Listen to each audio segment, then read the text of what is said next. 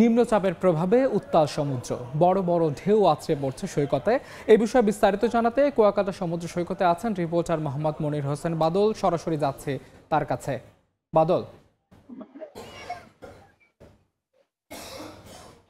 সমুদ্র সৃষ্টি নিম্নচাপের কারণে গত 5 দিন ধরে সমুদ্র সৈকত কুয়াকাটা উত্তাল রয়েছে।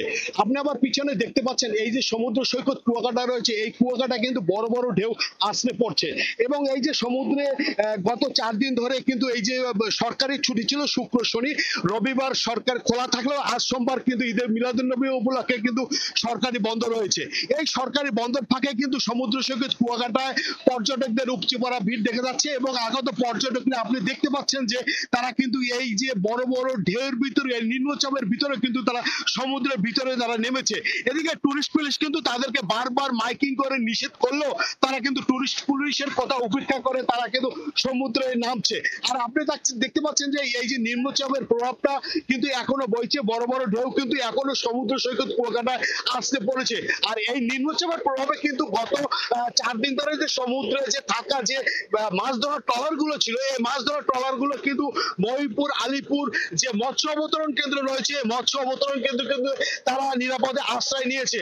তবে এ বিষয়ে আমি যে আগত যে পর্যটকরা রয়েছে, আগত পর্যটকদের সাথে কথা বলেছি যে নিম্নচাপের কারণে যে সমুদ্রে বড় বড় ঢেউ দেখা যাচ্ছে, এই যে ঝুঁকির ভিতরে আপনারা কেন নামছেন, এবং তারা একটা কথা বলছে যে আসছি কুয়াকাটা সমুদ্র সৈকত উপলব্ধি করতে। এবং এই যে সমুদ্র সৈকত কুয়াকাটার যে চিরচেনা রূপটা আসলে নিম্নচাপের কারণেই দেখা যায়। কারণ নিম্নচাপ থাকলে কিন্তু সমুদ্র সৈকত উত্তাল থাকে, তখন কিন্তু মানুষ বেশি এই কুয়াকাটার ঢেউটা বা উত্তাল সাগরটা উপভোগ করতে পারে। এবং এই কারণেই কিন্তু এই যে সমুদ্র সৈকত কুয়াকাটায় কিন্তু নিম্নচাপে কিন্তু অনেক পর্যটক আগত হয়েছে। আর এই পর্যটকদের কিন্তু বারবার পুলিশ বলছে আপনারা সমুদ্রের ভিতরে না নামার জন্য, কিন্তু তারা পুলিশের কথা উপেক্ষা করেও কিন্তু তারা সমুদ্রে নামছে এবং সমুদ্রের এই বড় বড় ঢেউর বাতে কিন্তু তারা খেলা করছে, আনন্দ করছে। এভাবে কিন্তু সমুদ্র সৈকত কুয়াকাটায় কিন্তু নিম্নচাপ রয়েছে। তবে এখন যে নিম্নচাপের প্রভাবটা কিন্তু কিছুটা কমেছে, কিন্তু ঢেউটা কিন্তু আসলে কমে নাই। কারণ সমুদ্র সৈকত কুয়াকাটায় কিন্তু বড় বড় ঢেউ এখনো বইছে।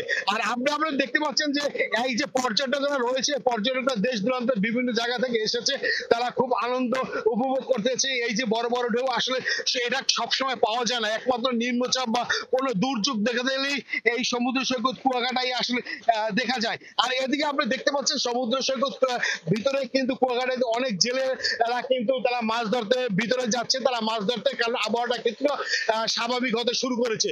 এই ছিল সমুদ্র সৈকত কুয়াকাটা থেকে আমার নিম্নচাপের সর্বশেষ খবর।